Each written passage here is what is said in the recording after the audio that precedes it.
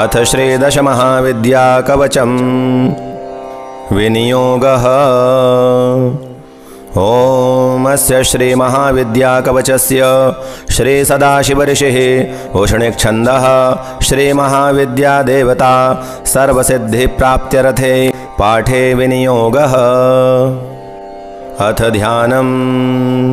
काली तारा महाविद्या षोडशी भुवनेश्वरी भैरवी छिन्नमस्ता च विद्या धूमावती तथा बगला सिद्धविद्या च मातंगी कमलात्मिका एतादश महाविद्याः सिद्धविद्याः प्रकीर्तिताः। श्रीकाली देवी प्रीत्यर्थे प्रथम आवर्तन।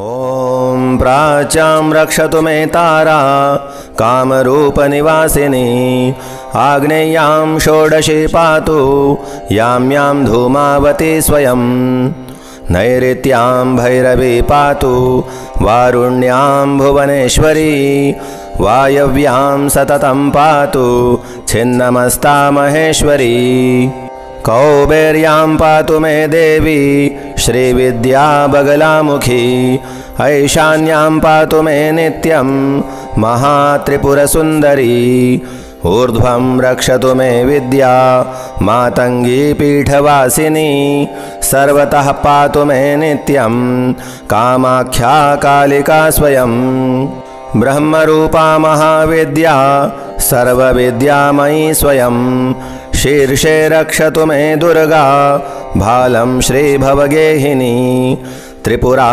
भ्रुयुगे पातु शर्वाणी पातु नासिकां चक्षुषी चण्डिका पातु श्रोत्रे नीलसरस्वती मुखं सौम्यमुखी पातु ग्रीवां रक्षतु पार्वती जिह्वां रक्षतु मे देवी जिह्वा ललनभीषणा वाग्देवी वदनं पातु वक्षः पातु महेश्वरी बाहु महाभुजा पातु कराङ्गुलिः सुरेश्वरी पृष्ठतः पातु भीमास्या कट्यां देवी दिगंबरी उदरं पातु मे नित्यं महाविद्या महोदरी उग्रतारा महादेवी जङ्घोरुपरि रक्षतु गुदं मुष्कं च मेढ्रं च नाभिं च सुरसुन्दरी पादाङ्गुलिः सदा पातु भवानी त्रिदशेश्वरी रक्तमांसास्थिमज्जादीन् पातु देवी शवासना महाभयेषु घोरेषु महाभयनिवारिणी पातु देवी महामाया कामाख्या पीठवासिनी भस्माचलगता दिव्य सिंहासनकृताश्रया पातु श्रीकालिका देवी सर्वोत्पातेषु सर्वदा रक्षाहीनं तु यत्स्थानं कवचेनापि वर्जितं तत्सर्वं सर्वदा पातु सर्वरक्षणकारिणी। श्रीमहाविद्यार्पणमस्तु।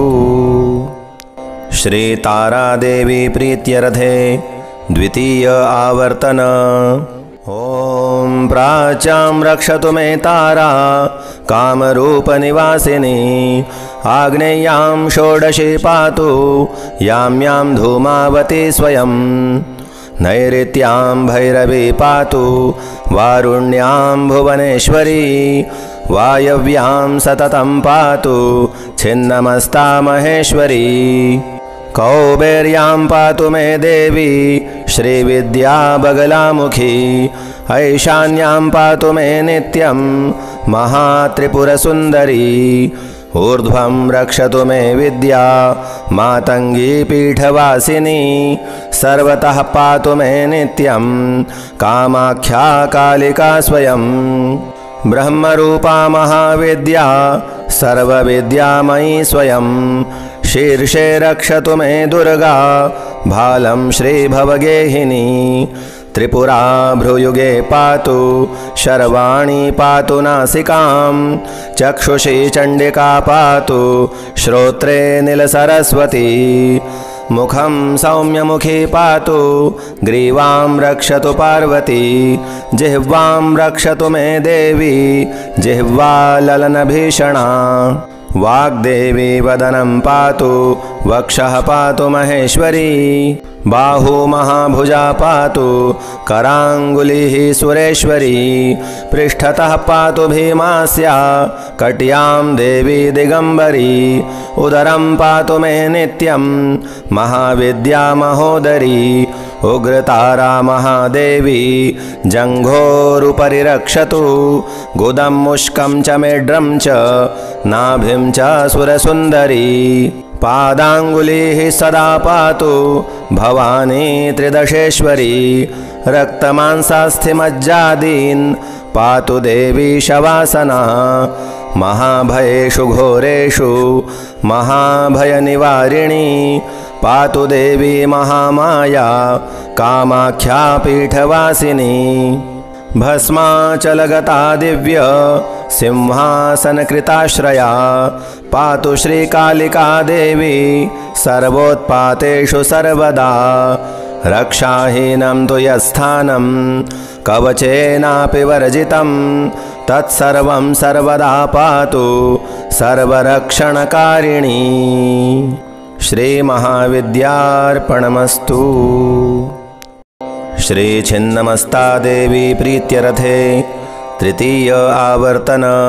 ॐ प्राच्यां रक्षतु मे तारा कामरूपनिवासिनी आग्नेयां षोडशी पातु यां यां धूमावती स्वयं नैऋत्यां भैरवी पातु वारुण्यां भुवनेश्वरी वायव्यां सततं पातु छिन्नमस्ता महेश्वरी कौबेर्यां पातु मे देवी श्रीविद्या बगलामुखी ऐशान्यां पातु मे नित्यं महात्रिपुरसुन्दरी ऊर्ध्वं रक्षतु मे विद्या मातङ्गी पीठवासिनी सर्वतः पातु मे नित्यं कामाख्या कालिका स्वयं ब्रह्मरूपा महाविद्या सर्वविद्यामयी स्वयं शीर्षे रक्षतु मे दुर्गा भालं श्रीभवगेहिनी त्रिपुरा भ्रूयुगे पातु शर्वाणी पातु नासिकां चक्षुषी चण्डिका पातु श्रोत्रे नीलसरस्वती मुखं सौम्यमुखी पातु ग्रीवां रक्षतु पार्वती जिह्वां रक्षतु मे देवी जिह्वा ललनभीषणा वाग्देवी वदनं पातु वक्षः पातु महेश्वरी बाहु महाभुजा पातु कराङ्गुलिः सुरेश्वरी पृष्ठतः पातु भीमास्या कट्यां देवी दिगम्बरी उदरं पातु मे नित्यं महाविद्या महोदरी उग्रतारा महादेवी जङ्घोरुपरि रक्षतु गुदं मुष्कं च मेढ्रं च नाभिं च सुरसुन्दरी पादाङ्गुलिः सदा पातु भवानी त्रिदशेश्वरी रक्तमांसास्थिमज्जादीन् पातु देवी शवासना महाभयेषु घोरेषु महाभयनिवारिणी पातु देवी महामाया कामाख्या पीठवासिनी भस्माचलगता दिव्य सिंहासनकृताश्रया पातु श्रीकालिका देवी सर्वोत्पातेषु सर्वदा रक्षाहीनं तु यत्स्थानं कवचेनापि वर्जितं तत्सर्वं सर्वदा पातु सर्वरक्षणकारिणी श्रीमहाविद्यार्पणमस्तु। श्रीषोडशी देवी प्रीत्यरथे चतुर्थ आवर्तन। ॐ प्राच्यां रक्षतु मे तारा कामरूपनिवासिनी आग्नेयां षोडशी पातु यां यां धूमावती स्वयं नैऋत्यां भैरवी पातु वारुण्यां भुवनेश्वरी वायव्यां सततं पातु छिन्नमस्ता महेश्वरी कौबेर्यां पातु मे देवी श्रीविद्या बगलामुखी ऐशान्यां पातु मे नित्यं महात्रिपुरसुन्दरी ऊर्ध्वं रक्षतु मे विद्या मातंगी पीठवासिनी सर्वतः पातु मे नित्यं कामाख्या कालिका स्वयं ब्रह्मरूपा महाविद्या सर्वविद्यामयी स्वयं शीर्षे रक्षतु मे दुर्गा भालं श्रीभवगेहिनी त्रिपुरा भ्रुयुगे पातु शर्वाणी पातु नासिकां चक्षुषी चण्डिका पातु श्रोत्रे नीलसरस्वती मुखं सौम्यमुखी पातु ग्रीवां रक्षतु पार्वती जिह्वां रक्षतु मे देवी जिह्वा ललनभीषणा वाग्देवी वदनं पातु वक्षः पातु महेश्वरी बाहु महाभुजा पातु कराङ्गुलिः सुरेश्वरी पृष्ठतः पातु भीमास्या कट्यां देवी दिगंबरी उदरं पातु मे नित्यं महाविद्या महोदरी उग्रतारा महादेवी जङ्घोरुपरि रक्षतु गुदं मुष्कं च मेढ्रं च नाभिं च सुरसुन्दरी पादाङ्गुलिः सदा पातु भवानी त्रिदशेश्वरी रक्तमांसास्थिमज्जादीन् पातु देवी शवासना महाभयेषु घोरेषु महाभयनिवारिणी पातु देवी महामाया कामाख्या पीठवासिनी भस्माचलगता दिव्य सिंहासनकृताश्रया पातु श्रीकालिका देवी सर्वोत्पातेषु सर्वदा रक्षाहीनं तु यत्स्थानं कवचेनापि वर्जितं तत्सर्वं सर्वदा पातु सर्वरक्षणकारिणी श्रीमहाविद्यार्पणमस्तु। श्रीभुवनेश्वरी देवी प्रीत्यर्थे पंचम आवर्तन। ओम प्राच्यां रक्षतु मे तारा कामरूपनिवासिनी आग्नेयां षोडशी पातु यां यां धूमावती स्वयं नैऋत्यां भैरवी पातु वारुण्यां भुवनेश्वरी वायव्यां सततं पातु छिन्नमस्ता महेश्वरी कौबेर्यां पातु मे देवी श्रीविद्या बगलामुखी ऐशान्यां पातु मे नित्यं महात्रिपुरसुन्दरी ऊर्ध्वं रक्षतु मे विद्या मातंगी पीठवासिनी सर्वतः पातु मे नित्यं कामाख्या कालिका स्वयं ब्रह्मरूपा महाविद्या सर्वविद्यामयी स्वयं शीर्षे रक्षतु मे दुर्गा भालं श्रीभवगेहिनी त्रिपुरा भ्रुयुगे पातु शर्वाणी पातु नासिकां चक्षुषी चण्डिका पातु श्रोत्रे नीलसरस्वती मुखं सौम्यमुखी पातु ग्रीवां रक्षतु पार्वती जिह्वां रक्षतु मे देवी जिह्वा ललनभीषणा वाग्देवी वदनं पातु वक्षः पातु महेश्वरी बाहु महाभुजा पातु कराङ्गुलिः सुरेश्वरी पृष्ठतः पातु भीमास्या कट्यां देवी दिगंबरी उदरं पातु मे नित्यं महाविद्या महोदरी उग्रतारा महादेवी जङ्घोरुपरि रक्षतु गुदं मुष्कं च मेढ्रं च नाभिं च सुरसुन्दरी पादाङ्गुलिः सदा पातु भवानी त्रिदशेश्वरी रक्तमांसास्थिमज्जादीन्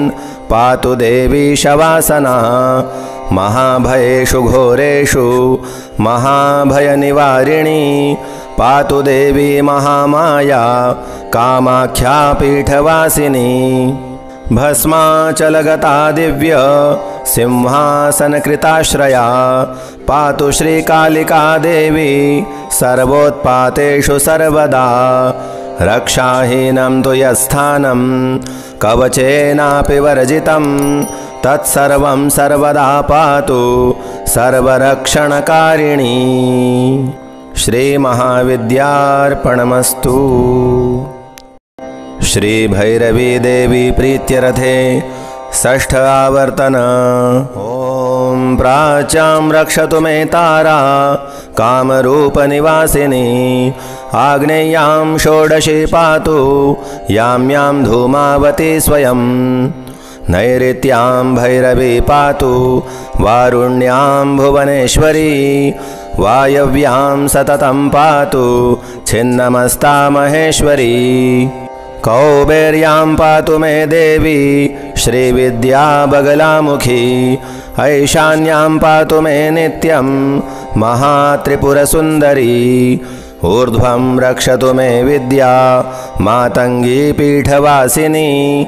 सर्वतः पातु मे नित्यं कामाख्या कालिका स्वयं। ब्रह्मरूपा महाविद्या सर्वविद्यामयी स्वयं। शीर्षे रक्षतु मे दुर्गा भालं श्रीभवगेहिनी। त्रिपुरा भ्रुयुगे पातु शर्वाणी पातु नासिकां। चक्षुषी चण्डिका पातु श्रोत्रे नीलसरस्वती। मुखं सौम्यमुखी पातु ग्रीवां रक्षतु पार्वती। जिह्वां रक्षतु मे देवी जिह्वा ललनभीषणा। वाग्देवी वदनं पातु वक्षः पातु महेश्वरी। बाहु महाभुजा पातु कराङ्गुलिः सुरेश्वरी। पृष्ठतः पातु भीमास्या कट्यां देवी दिगम्बरी। उदरं पातु मे नित्यं महाविद्या महोदरी। उग्रतारा महादेवी जङ्घोरुपरि रक्षतु। गुदं मुष्कं च मेढ्रं च नाभिं च सुरसुन्दरी। पादाङ्गुलिः सदा पातु भवानी त्रिदशेश्वरी। रक्तमांसास्थिमज्जादीन् पातु देवी शवासना। महाभयेषु घोरेषु महाभयनिवारिणी। पातु देवी महामाया कामाख्या पीठवासिनी। भस्माचलगता दिव्य सिंहासनकृताश्रया। पातु श्रीकालिका देवी सर्वोत्पातेषु सर्वदा। रक्षाहीनं तु यत्स्थानं कवचेनापि वर्जितं। तत्सर्वं सर्वदा पातु सर्वरक्षणकारिणी। श्रीमहाविद्यार्पणमस्तु। श्रीधूमावती देवी प्रीत्यर्थे सप्तम आवर्तन। ॐ प्राच्यां रक्षतु मे तारा कामरूपनिवासिनी। आग्नेयां षोडशी पातु यां यां धूमावती स्वयं। नैऋत्यां भैरवी पातु वारुण्यां भुवनेश्वरी। वायव्यां सततं पातु छिन्नमस्ता महेश्वरी। कौबेर्यां पातु मे देवी श्रीविद्या बगलामुखी। ऐशान्यां पातु मे नित्यं महात्रिपुरसुन्दरी। ऊर्ध्वं रक्षतु मे विद्या मातङ्गी पीठवासिनी। सर्वतः पातु मे नित्यं कामाख्या कालिका स्वयं। ब्रह्मरूपा महाविद्या सर्वविद्यामयी स्वयं। शीर्षे रक्षतु मे दुर्गा भालं श्रीभवगेहिनी। त्रिपुरा भ्रुयुगे पातु शर्वाणी पातु नासिकां। चक्षुषी चण्डिका पातु श्रोत्रे नीलसरस्वती। मुखं सौम्यमुखी पातु ग्रीवां रक्षतु पार्वती। जिह्वां रक्षतु मे देवी जिह्वा ललनभीषणा। वाग्देवी वदनं पातु वक्षः पातु महेश्वरी। बाहु महाभुजा पातु कराङ्गुलिः सुरेश्वरी। पृष्ठतः पातु भीमास्या कट्यां देवी दिगम्बरी। उदरं पातु मे नित्यं महाविद्या महोदरी। उग्रतारा महादेवी जङ्घोरुपरि रक्षतु। गुदं मुष्कं च मेढ्रं च नाभिं च सुरसुन्दरी। पादाङ्गुलिः सदा पातु भवानी त्रिदशेश्वरी रक्तमांसास्थिमज्जादीन् पातु देवी शवासना महाभयेषु घोरेषु महाभयनिवारिणी पातु देवी महामाया कामाख्या पीठवासिनी भस्माचलगता दिव्य सिंहासनकृताश्रया पातु श्रीकालिका देवी सर्वोत्पातेषु सर्वदा रक्षाहीनं तु यत्स्थानं कवचेनापि वर्जितं तत्सर्वं सर्वदा पातु सर्वरक्षणकारिणी। श्रीमहाविद्यार्पणमस्तु। श्रीबगलामुखी देवी प्रीत्यर्थे अष्टम आवर्तन।